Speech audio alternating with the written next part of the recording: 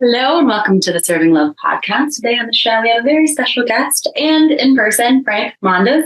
Yeah. Welcome. Yeah, I'm really happy to be able to do one of these in person. It's fun. It's all good to connect online, but that we're both in Santa Cruz and had this opportunity. I'm feeling really blessed at this opportunity. Yeah, so sweet. I'm so glad you said yes and I've been wanting to connect with you. And yeah, just so sweet. I've only done one other in-person podcast. So yeah, just super, super sweet to be in person. As part of the joy of it for me is connecting with people. And and you've come into my sphere through Facebook algorithms and like just watching the energy. The dog. She's going to come in and out. Hey, baby. Hi, Marge. Just watching your energy in regards to how you're presenting to the world and how you're coming out. I see you. I see your radiance. I see your beauty. I see your grace. I see your strength, your clarity, your power starting to come through to be a contributor and creator of joy and beauty in your environment. So yes, when I saw this alignment come up, I'm like, yeah, we got to do this. Let's have a conversation. Yeah. What are we talking about today? I'm like, wait a second. I'm just going to take in that reflection. And I'm like, let me receive that. Very sweet. So I was so excited to have you because, you were one of the leads on my level 1 at ISTA. And yeah, it was actually so interesting. I chose that ISTA. I'm going to admit this to you, whichever. Because I've seen you on social media and I had followed you for some time. And there's something I felt like a little triggered by you, as I'm sure people maybe tell you. And I was like, oh yeah, that's the teacher I want to work with, because I had this idea from my time with Mondeose that I needed to be put in my involuntary and completely out of control in order for me to get anywhere in my personal growth. But then when I showed up in your classroom, I had a completely different experience. And I'm like, you are love, and fierce love. What does that mean to you, fierce love? Yeah, I think people have this idea that love is soft and sweet and the divine and hard and yes, that's part of it. And part of for me, what I feel as the true frequency of divine love is not all soft and sweet. It's wake the fuck up. And I feel that in you. And so much of what you bring, you're like, wake up.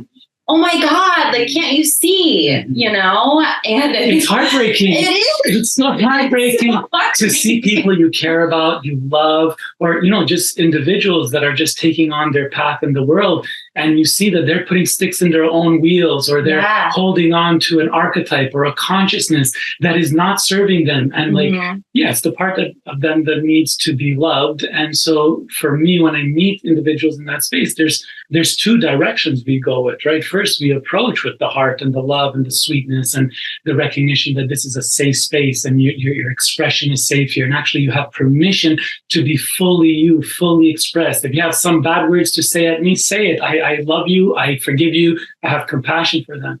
But then there's also the time and place. It's like, are you really here to grow? Do you really want to grow? Yes. All right. I got some medicine for you. If you want this medicine, I'm going to lovingly give it to you. But it's potentially an aspect of the truth that maybe you're refusing to see.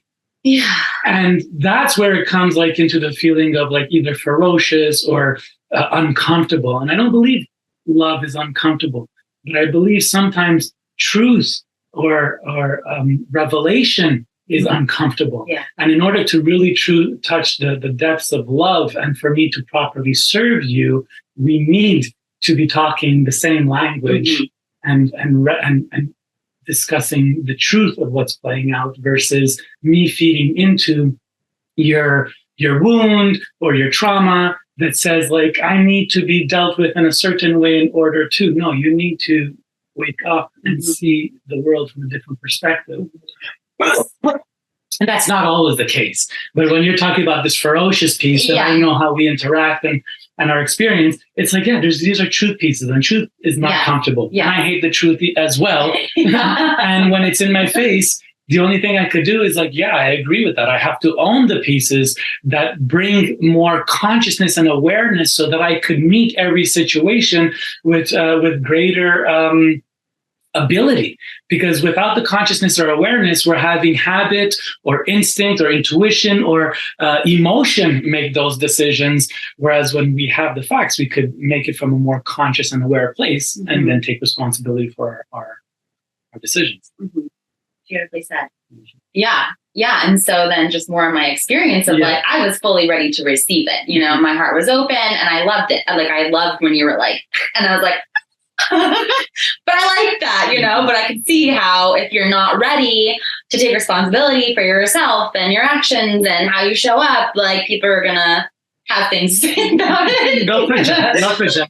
But I feel that usually if somebody is in a room with me for a week, this discomfort or confusion, uncertainty usually happens for about like 3 days. Yeah. But then after the 3 days, they start to see what's behind why I'm holding the way I'm holding. And then they see the purity and the commitment to love and the container and integrity and heart. So. Yeah, and I still feel that. Yeah, I feel that from you. I feel that recognition and that acknowledgement. I receive it too. Thank you.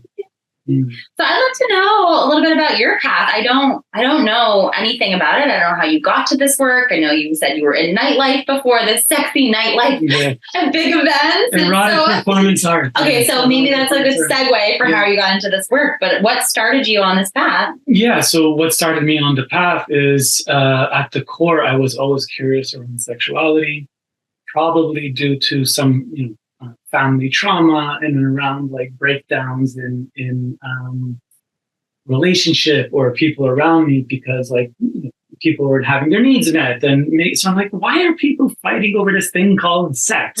So yeah, like when you talk about trauma, I just want to acknowledge that we all have trauma. We all came from a place that like we're living in a trauma world, a world that the system is designed to put you in trauma, to break you a bit from who you naturally are so that you're more easily controlled and whatnot. That's a side note coming back to me.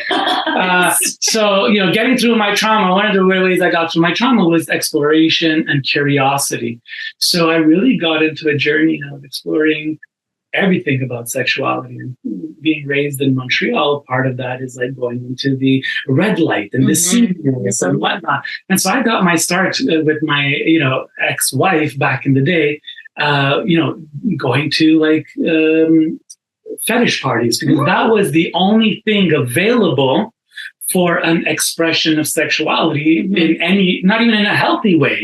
We're complaining about how the scene looks today, when really I think people don't recognize that like 30 years ago, in order to explore any sensual sexual experience, you had to go into a seedy underworld bar where you would have to fuel yourself with alcohol or possibly drugs in order to put you in a space that makes you open to different experience.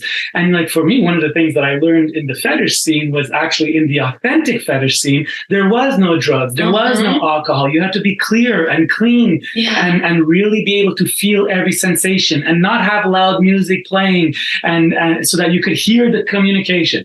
Anyway, I digress again. But coming back is I started into fetish parties. I explored the underworld of sexuality of Montreal, and then eventually swinger clubs got legalized in Montreal.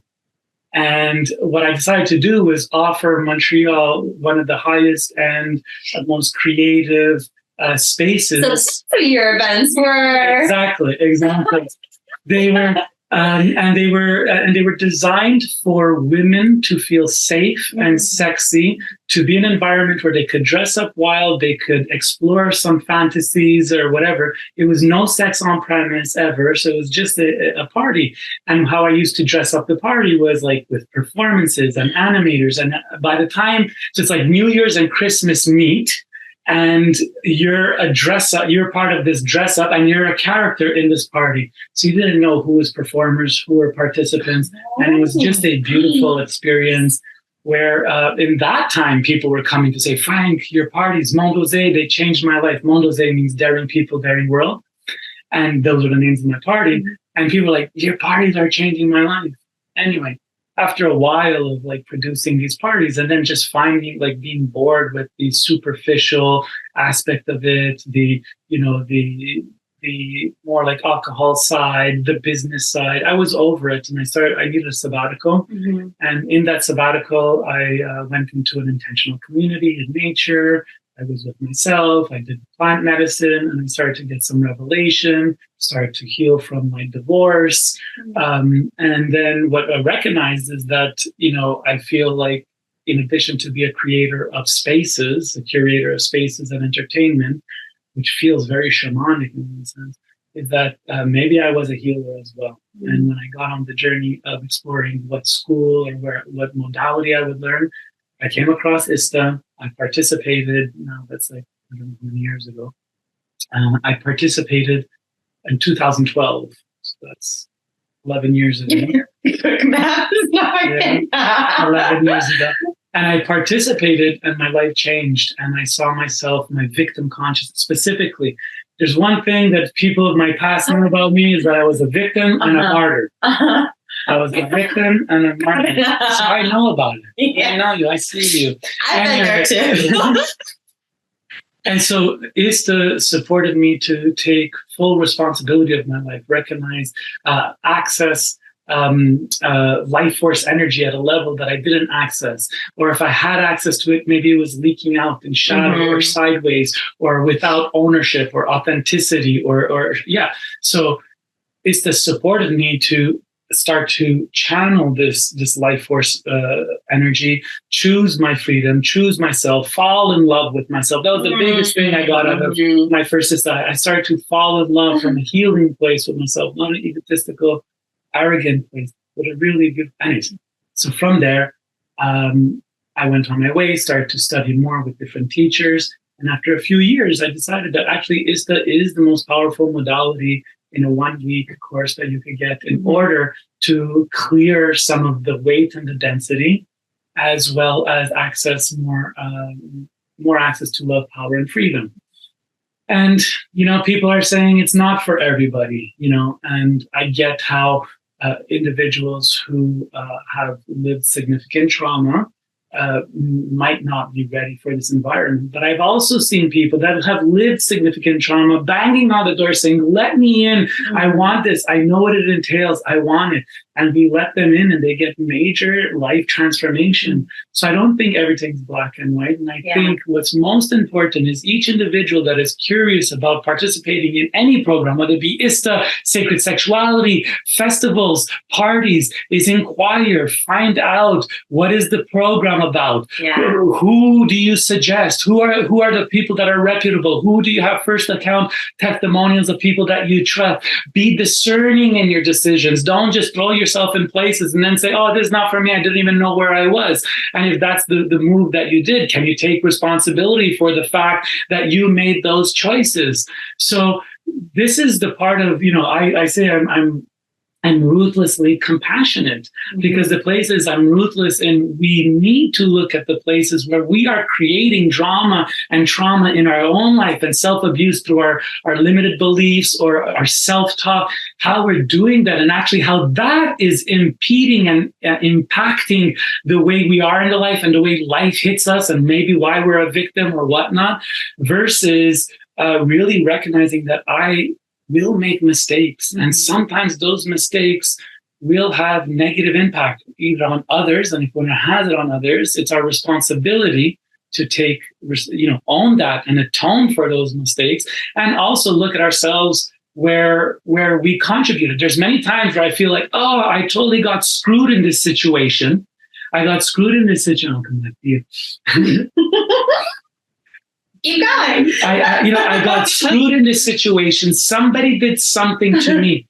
But when I truly go back on the pathway of seeing how did this scenario play out, if I'm truly honest, I could find the nucleus of where I gave up my power, or I chose to prioritize them instead of me, or I chose to not look at the truth in that place and play into, or I chose to be gullible, or I chose to believe something. It is my choice. And yes, something bad happened to me in the situation, and my outcome is I got screwed.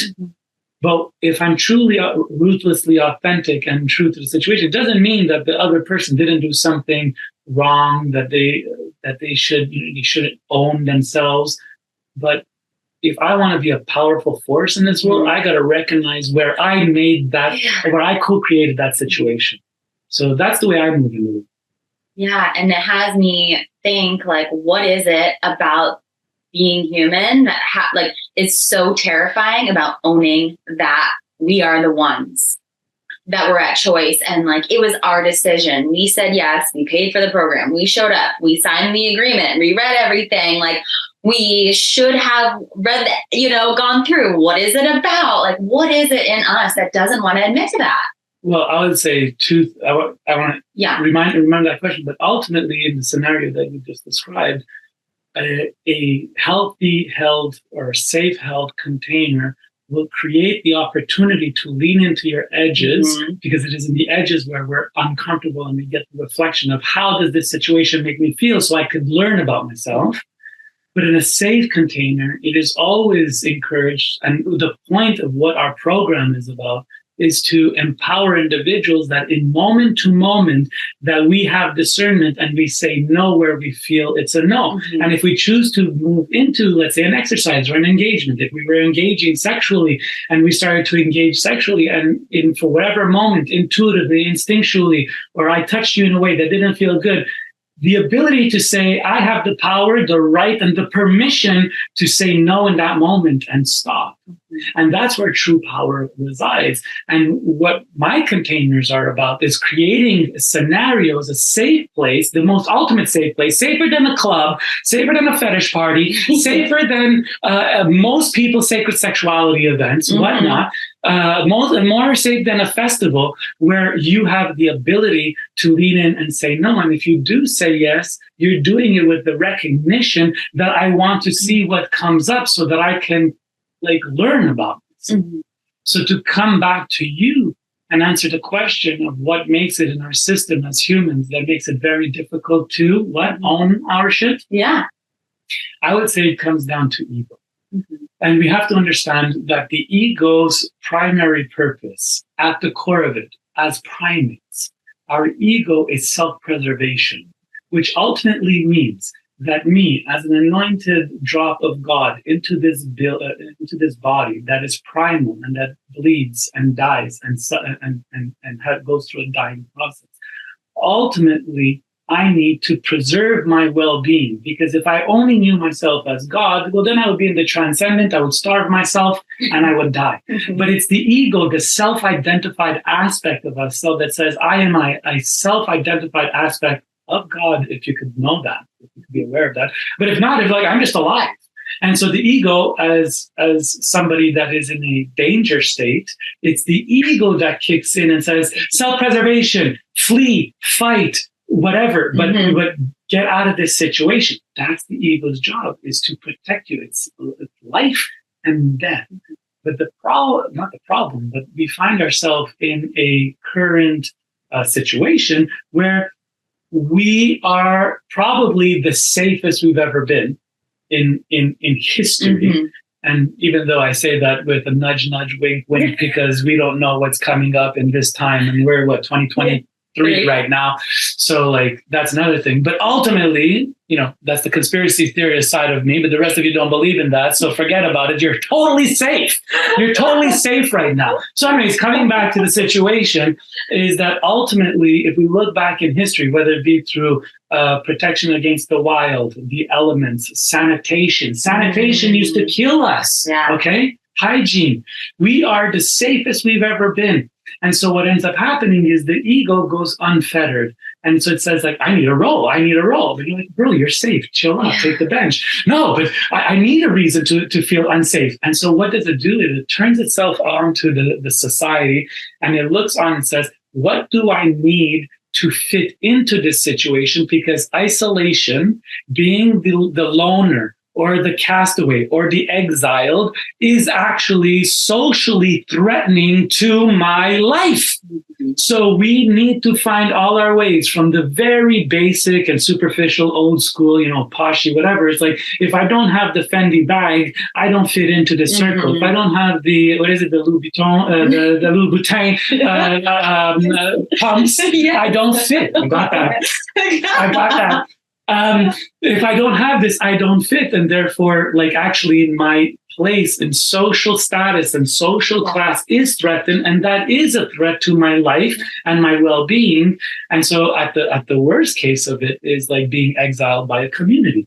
So our ego says that if I demonstrate vulnerability, or if I demonstrate that I have erred, there is a chance that you will be cast out and canceled. And therefore, I must show up in a way that, overbuilds myself and demonstrates why I'm good. So we fail to go into the beautiful, sacred space of recognizing where we've erred. For me, when I err, there's a bit of an excitement, even though, because I'm on the other side of the ego piece. So I could get my ego to sit down, because ultimately when I erred, I get the opportunity to drop into the pureness of my vulnerability and where that error came from. And I get the opportunity to share with the individual, that I've made a mistake, and this mistake happened because, and what I've learned is, and how I'm going to be better is. So it's a learning opportunity, it's acknowledgement, and this creates intimacy. So when there's breakdown, there's the opportunity for intimacy. And to me, the people I have the greatest relationships with are the people that I have ruptured with. Those people that I have ruptured with, that I have deemed worthy enough to invest my energy and my care and my time and resources to repair with. When we repair, we have come through a hurdle, and that hurdle just creates greater connection, intimacy, and bonding. So me personally, I don't want to be in relationship with people that I'm always perfect and everything, and we present. Exactly. I want to break down. I want to get messy. I want to repair. I want to own my pieces, and I want to be forgiven. And forgiveness comes with, oftentimes atonement. Atonement is doing the repair and making up for the mistakes we've made. And then it's up to the person to either receive that and recognize that we're all human and imperfect and we all make mistakes, and find out what you need in order for this to be good. Okay. And then you either move into that space or we don't. And then we take our own ways. But so the ego, if it's a life and death experience, needs to play in, because it needs to keep you alive. But if it's not a life and death experience, if you're just offended, then it's more about, are you willing to put your ego on the bench so that you can vulnerably look at yourself in order to see where I'm hurt, where I'm wounded, so I could bring love to myself there, or ask for help, or ask for something I need in order to receive the love that I need. That's adulting. That's personal responsibility. That's but it's this is the way we need to step greater and give more permission. And actually, in order for us, if we really wanted our ego to chill the fuck out, and then eventually be more vulnerable and own our thing, we need to be more compassionate and forgiving, even as the victim. As a victim, I need to understand that, yes, I'm hurt, and I need reparations. Reparations are important. Reparations are needed. And if we're not getting the reparations that are needed, then it's hard to get into the true forgiveness. But we need to become a more forgiving and compassionate and loving collective. And that's not easy to do when people are attacking each other, hating each other, trying to tear each other down. And all of this is ultimately a distraction, because the bigger thing at play is that there is a class of people, I like to call them, as John Trudell would call them, a predator class of people designing to make the majority of the 99% of us peasants fighting with each other based on low-level ideas or ideology or idolatry that keeps us separate from each other, even with gender, that you're a woman and I'm a man, and therefore we have to have this big gender divide. If I see you as a being is the spirit aspect of the human. You're a human being. If I meet you from the soul level and see you as the being of the human, then your gender, your color, your identity, your expression, your social class means nothing. We are one. We are, and where you're hurting, I'm hurting. In Lakesh Alakin, it means I am another you, you are another me. If I'm hurting you, if I'm hurting your brother, if I'm hurting your sister, I am ultimately hurting myself. There is no running away from the pain that's gonna come back from that I'm gonna experience from the hurt that I've created. Ultimately, that's what we're thinking about. We have more in common right now with each other than the predator class that is designed. And there's multiple people talking about it. You have Russell Brand, you have Jordan Peterson, you have, all the characters that are in court or going to jail these days are the ones speaking on the truth aspects that are very difficult to swallow. And if we continue to ignore the bigger play, that's why people say, oh, Frank, you're so controversial. You're posting all kinds of crazy shit on your Facebook and whatever. I'm doing it because I care and I love you, because I want you to become into the awareness.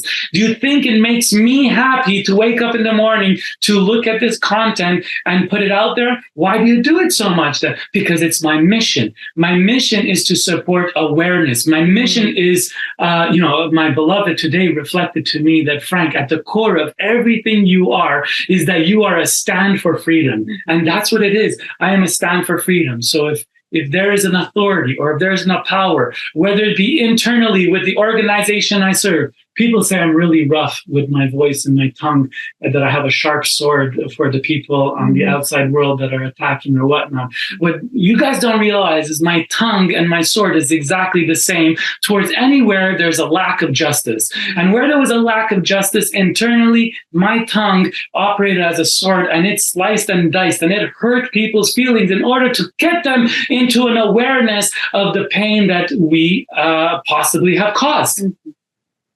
And so if you get my same tongue and thing, it's because I am standing for freedom. And when there is an attack on freedom, or if there's an authority, or if there's a value system outside that tells me or us or you or other people that you are not smart enough, safe enough, intelligent enough, strong enough to take care of yourself, that group, whether it be government, police, or some social justice group, is actually disempowering you, taking your power away, because as a human, a divine human right, it is like, I have the choice to make mistakes. I have the choice to do good, and I have the choice to do bad. That is each and every one of our choices. So if we would bond together and see that we have more in common, and basically the hurt that you're feeling, that you're really frustrated about, is actually the hurt of the collective trauma that is playing out, that there's a crank on our freedom that's twisting and twisting and twisting. And we're seeing our financials go less. We're seeing our ability to move go less. And this is weighing on us, and it is a trauma, and it's playing into things, and we're looking for people to blame. And then instead of looking at the true pedophiles, the true fucking people that are creating the evil and the trauma in the world, we're turning to each other and we're looking for the low-hanging fruit to attack each other. This is poor. This is poor way of being in the world, and is a poor way of coming together and recognizing that our strengths and our commonalities have to come in together to hold the line against the predator class. Because the truth is, you, her, and I are the peasant class, and nobody cares about us. The people pumping up gender ideology, they don't care about you. They're using you as a tool, a political tool, to go against, so that we attack each other on idolatry and ideology, while they, the magicians, play behind the fucking curtains to take away your freedom. No, but I got more freedom with the Democratic Party in power. Bullshit. It's all a charade. It's all an illusion, and we're being used, and you're being used. And so right now, what I just read, I think it was Terence McKenna in 1998, said that fifth generation warfare will not be warfare that we have seen. So we had hand combat. We've seen weapons. We've seen artillery. We've seen information and hacking and whatnot. But the fifth generation war that we're in, World War III, ultimately is a war, a battlefield for your consciousness. It is propaganda fighting for our consciousness. So be careful of the fear and the bullying and the intimidation and the trauma that we allow in our body, and our emotion is the life force energy. The same way they learn how to take oil out of the earth and make gasoline and whatnot, that is the same way they have learned to extract the emotional energy of the human being to create energy. Don't be a tool. Sorry, that was a long one. Oh my God, thank you. I'm like, I want to clap. That was like a whole that's like a whole thing. I feel good. And that's why I got into this work. So, question. You were like, oh, we got it all out. Yeah, thank you. There's a lot. Oh my God, yeah. And, it has me think too, just to bring it back to ISTA, because, I have feelings about it because I know what it's done for my life, and I was saying to you before this, like, I've been working in the world of personal development and sacred sexuality for 12 years. And it's not till I got to ISTA where I really talk about that personal freedom, where my brain, something clicked for me. And I did, and talk about learning about taking responsibility for yourself. I did feel so safe in your container, and I got to explore, and I got to take responsibility for where I show up in a way that I'm like, ooh, ooh, maybe it doesn't feel so good. But now I know, it's my fucking choice. And that's, it gave me so many tools. I mean, part of what you learn at ISTA is you are given a toolbox to do just that. And so it is crazy to me that it is being attacked for but it's giving you the tools to do the things that you're saying that it's not. Ultimately, if you could leave ISTA, being able to say no to an experience, no to a person, no to the facilitators. If you could say no, I have people saying no to me all the time. Yeah. I honor them. For me, that's the part. If you leave this, being able to say no, you have already made your life so much more safer, and you have stopped outsourcing, needing somebody else to care for you in order to be safe. And that is a blessing, that is the gift that keeps on giving.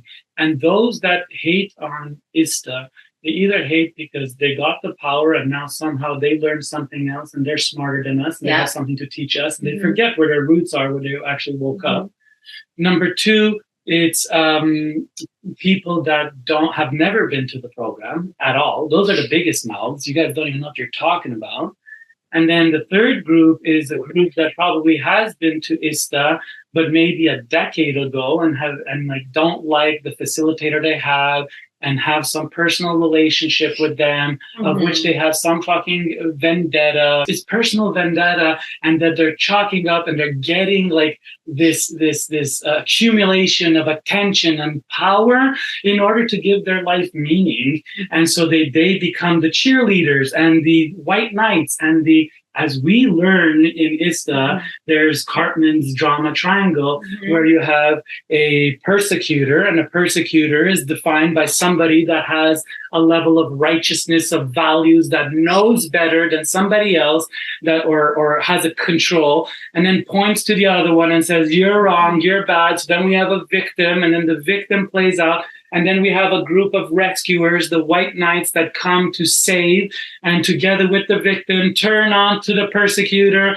and then use inappropriate, egregious behavior or response to make the persecutor a victim. And then this story goes on and on and on and on until people start taking personal responsibility. So those are the people that were getting attacked. And then there's a fifth group.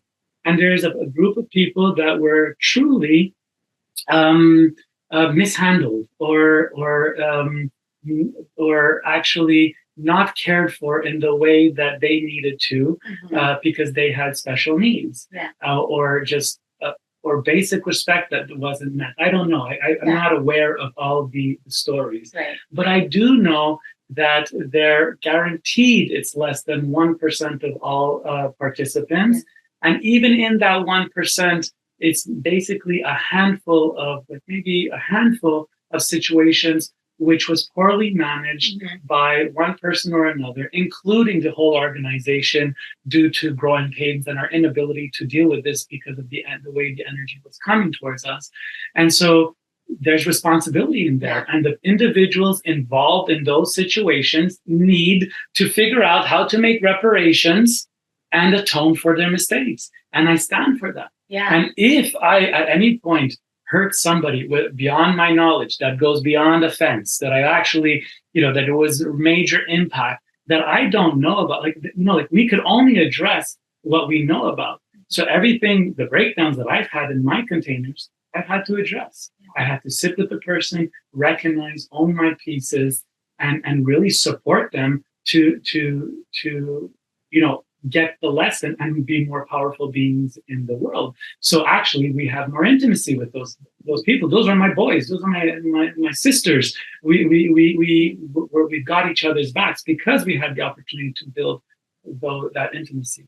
Everybody else, the other stories, I don't know the details, but I do know that I am a stand for safety. I am a stand for integrity. I am a stand for truth, authenticity, honesty, transparency. I am a stand for the individuals in ISTA that have made errors to take responsibility and go through an accountability process. I am part of that process that got different facilitators to take some time off and do a pause. And now there's an accountability process that was built up by a beautiful, group of individuals, Kamala Devi, Lori Handlers, Penny. These people gave their time. It's, how much hours of free that we're putting in order to upgrade and meet the complaints and meet the good feedback and the good critique. There's work being done about this. What would be nice is a bit of compassion and love and respect for the big picture, and say that thank you for doing this respect and not like fighting with us and whatnot. That we've upgrading on six pieces. That we have at least 3 facilitators on pause. This is a big deal. It's a big deal. Yeah. And, with any organization, and I've been to many at this point in many different modalities and programs, I don't see that responsibility being taken other places. And, it does make me sad because I know how much good there is, and I also feel a part of me that feels like, hurry up and get as much as you can while you can, because I'm like, I'm so in love with this work and what it's done for my life. And not only for me, but the ripple effect that it has on the people in my life, my family, my parents, like our relationship, like how I date, how I relate to men, the women, like everybody in my life is impacted by this in a positive way.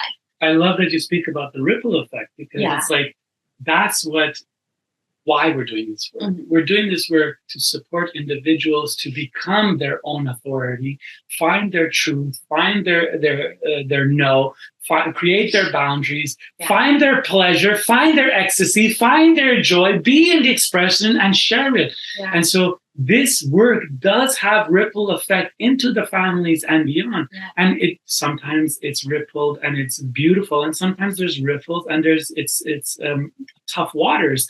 And when there is ripples and tough waters, it's because usually it's a statement that the environment you are in is not really conducive to your greatest expression of self. Because one of the biggest thing is the participants find themselves is as they find their truth, as they find their power, as they find their yes and their pleasure in life, what happens is that the people that have been in their lives for a long time feel into that situation, feel that person like, wow, that person is changing. Well, they're getting better, they're growing, lots of good things are happening in their life. But is there something wrong with me that they got this?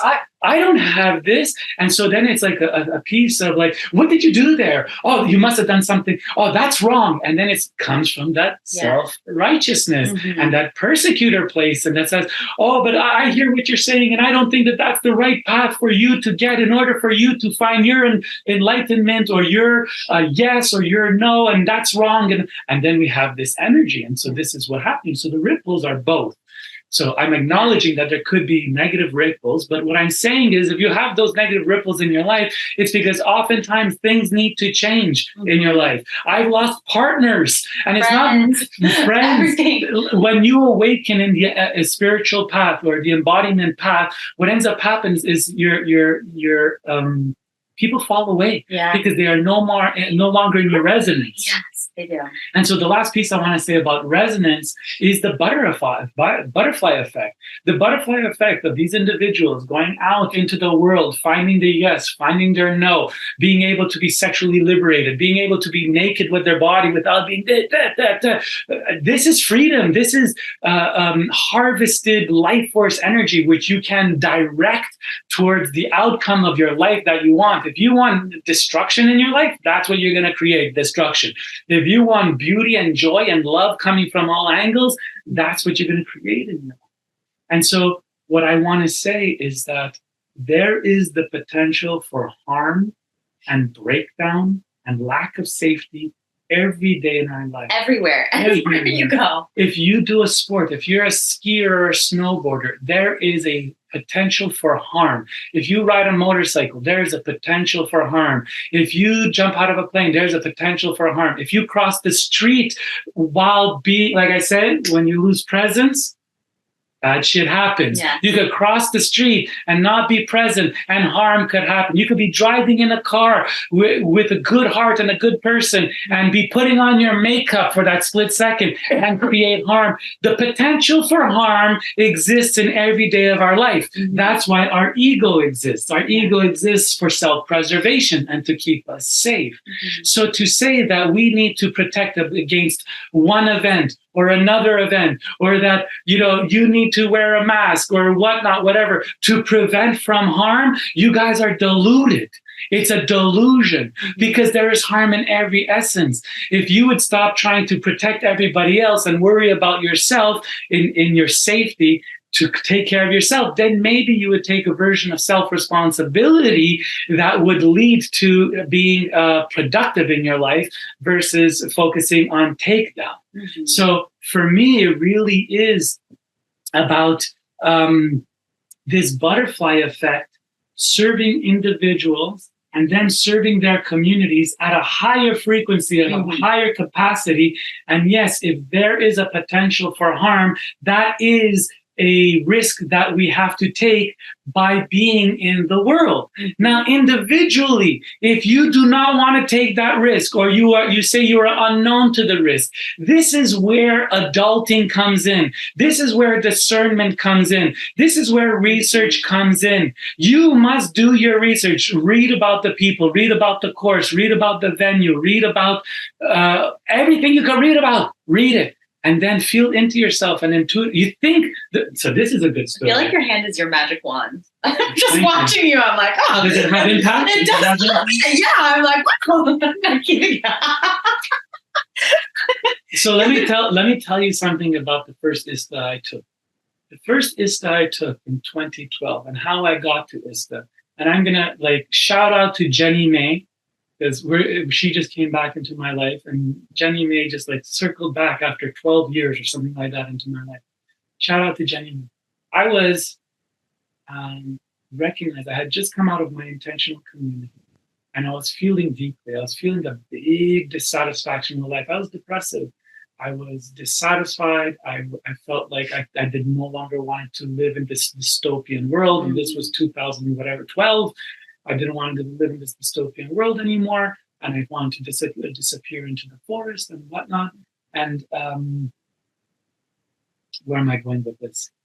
So ultimately, what happened is I decided to explore sacred sexuality. I said, I'm going to I support sacred sexuality. So when I I went to this event, and because I'm an event producer, I was judging. You knew you were going to say that. I was judging that event. I was judging a fire spinning competition. Okay. In your mind. No, I was actually on a panel. I was on the panel. I was living my life, my perfect life, being the judge and critic. So I was critiquing the capacity of people's fire spinning competition. And at the end of this competition, I had this beautiful woman like beeline it across the room. I mean, oh my God, attention, beautiful woman. Let me pay attention here. And I knew she was coming to talk to me. She comes down, she's like, hey, Frank, how are you? I'm like, how do you know me? She's like, I came to one of your parties. And when she said I came to one of your parties, I knew exactly what party you came to because I remembered her. She's even in one of the videos. Anyways, and she's like, I'm like, what are you doing these days? And she's like, I'm a dakini. And I'm like, wait a minute. On Wednesday night, that was Saturday night. On Wednesday night, I just watched a film for the first time, and I heard that word for the first time. Where did you study? And she's like, Arizona. I'm like, wait a minute. The show that I just watched, they were training in Arizona. Do you know Des? And she's like, yeah, I do know Des. Des was my teacher, and now I'm a dakini and blah, blah, blah, blah. And she goes, do you know that he does a mentorship program, and he holds a program called ISTA and whatnot? I'm like, no, I didn't know. And I said, thank you for letting me know. This was before smartphones. We were still like flip phones and whatever. I'm like, thank you very much. I got to go look it up. So I said goodbye and whatnot. I didn't take her phone number. I didn't take anything. And I went home and I researched and I found this really crappy website with this really sketchy information. And I read about it and it was scary and it was expensive because it wasn't only a week of ISTA. It was level 1, it was level 2, it was the festival, and it was a long time with 3 mentors. And so it was a significant price tag. Yeah. And I'm looking at the website and I'm like, this is scary. Actually, I have no idea what this is going in. But I put my money and I took a chance, and there were things that I thought were really amazing, and there were things that I thought were really sketchy. But that's my feeling, and my discernment kept me safe in every situation. Yeah. And so my point is about all this story, I think, Jenny, 3 minutes of talking about this. My point is that my first steps into ISTA was not like, oh, this is ISTA, it's a world renowned, there's tons of testimonials, you could get the whole curriculum on Reddit and read all the malicious and scary things and cult-like things that we're doing. You have so much fucking info. I jumped in. You're like, read the info. Read the info. Good, bad, and ugly. Make a fucking decision. But if you're going to make a decision, take ownership of it, right? So I took ownership, and my life changed. And there were things that I didn't like, and there were judgments I had about people and situations. But I'm taking care of myself. And what I decided to do is I'm going to make this work touch me. And then I was dedicated to this work because it was the most powerful work that I've ever experienced.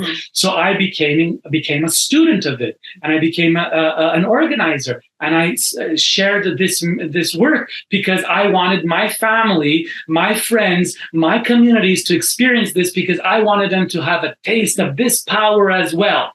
So this is what my commitment was. So I stepped into ISTA, a very fearful, anxious, martyr, victim individual, and I came up as a co-creator of the universe, taking responsibility for the places that were ugly in my life in the past, making amends the best I knew possible, and choosing to move forward in the world and creating the best, most powerful containers filled with heart, commitment, loyalty, care, safety, and integrity. This is what I set out to do, and I thank you for mirroring this as what I offer into the world and inviting me on. She invited me to her podcast. Like, I'm not looking for a podcast. I'm not looking for PR. You were like, I want to talk about this, and I want to give you that platform. Yeah. So here we are talking about very current things, very controversial things. I'm sure a lot of this video is going to be cut and spliced and used for their best interest to get across their message.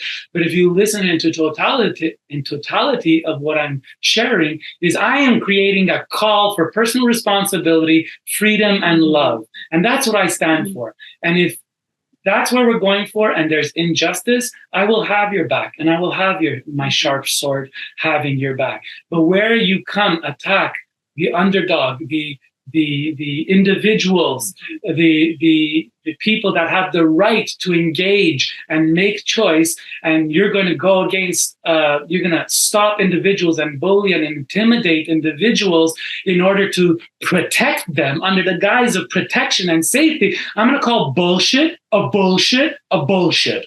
So have you ever seen that cartoon? There's a kid on an Instagram video. He's in his little fucking chair in the back of the thing, and he goes, a bullshit. A bullshit? A bullshit? A bullshit. Well, yeah, no, I just want to speak to that. Watch, like, who knows, what people have to say to me. But I just want to say, like, so many of us who come out of, ISTA are like, I can fucking take care of myself. Thank you very much. Like, if I needed protection or help, I would ask. We are empowered to be able to do those things. After you come out of an ISTA guarantee. Yeah. Yeah. And so that's why I'm like, I don't know. I just I'm like, what do you like, what I mean? Just that thought of like, well, I'm trying to be the protector and then this. And I'm like, but like, I don't need it. So my take on that is that when a group of people choose to be the authority in terms of what is right and wrong and what is needed to protect you, they immediately disempower you. So by disempower you, they empower themselves. So what happens is, in addition to harvesting our power and our popularity and our gifts and the gifts that we're offering to the world, they come to you and they disempower you and they harvest the part of you that you give away, saying, yeah, I am an innocent, gullible, naive person that can't make decisions and I'm not discerning. So there's a very small part of that population, and they want to protect those people. And in the meantime, they disempower a whole community. Yeah. Your whole community you've disempowered. The whole sacred sexuality conscious community you're disempowering. This is not a service. You're harvesting power from individuals that want to make mistakes, and mistakes have impact, big, small. That is what humaning is about, and that's what choice is about. And the minute I, as an authority, come to you and take away your choice,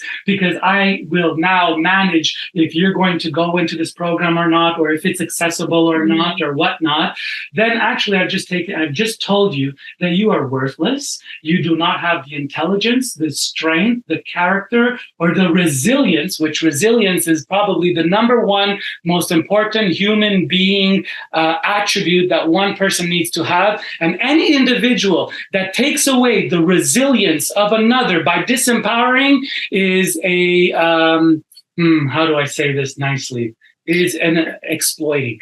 You are exploiting everything that you point to and you attack to say that we are exploiting people and their innocence and whatever storyline. I say that you are exploiting their gullibility and their innocence to harvest power in order for you to be the protector and give yourself meaning. Find meaning in creation. Find meaning in being a gift of generosity, of creating your spaces. If you all know so much better, create spaces that call in the momentum of the flow of individuals that you want to have. But is it possible that we're getting so popular and we're having so many people that kind of bugs your ass because somehow your programs are not as successful, and somehow in your eyes you have more integrity or more capability or more knowledge or more care or more heart? I call bullshit.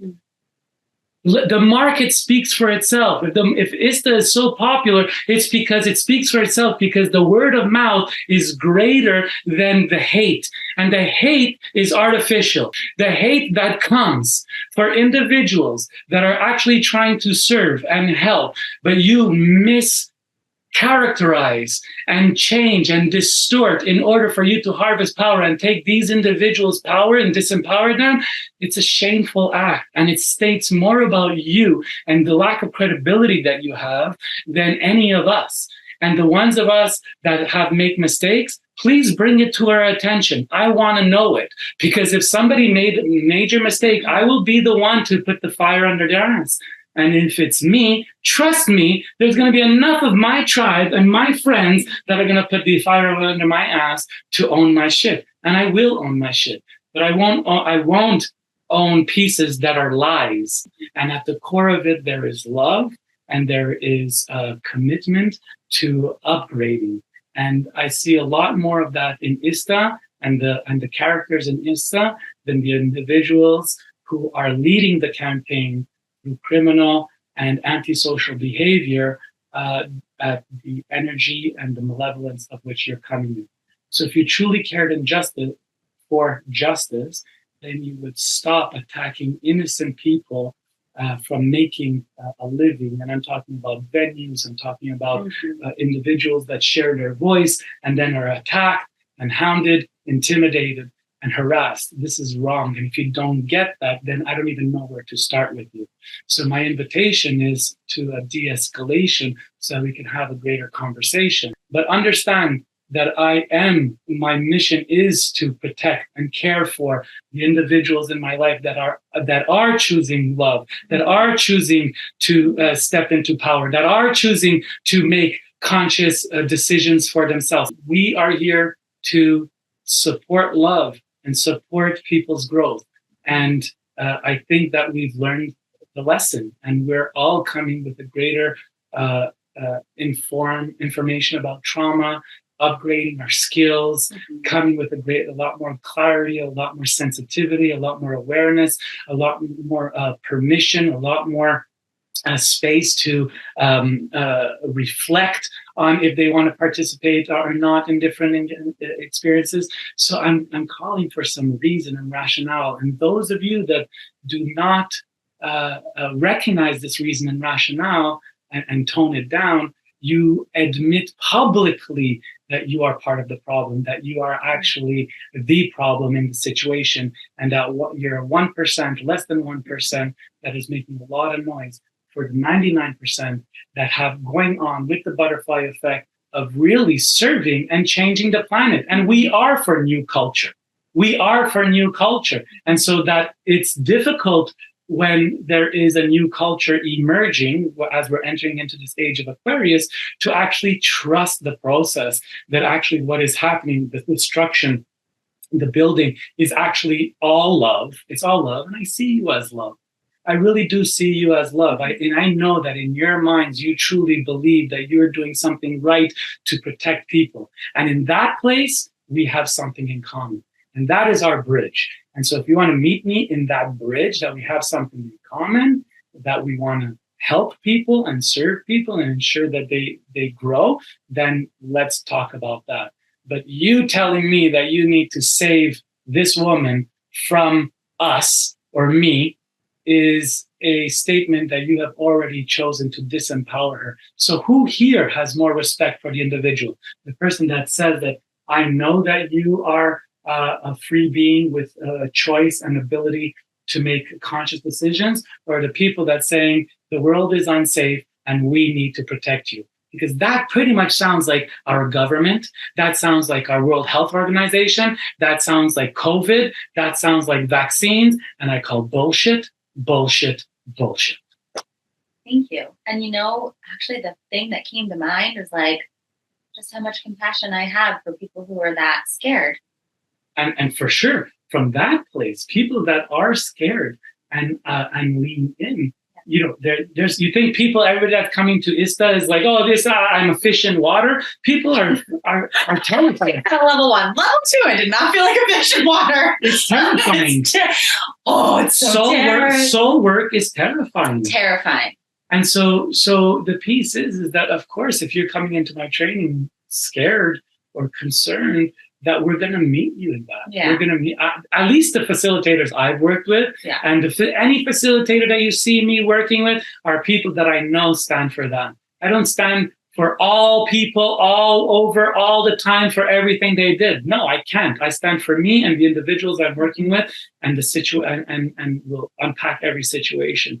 But no, I don't. I don't. I do stand for each and every one of us that have terror or fear and still are brave enough courage. So what is courage? Courage is recognizing that we are afraid, but we step forward and we do the honorable or thing with integrity anyway. We stand for justice anyway because it's fucking scary.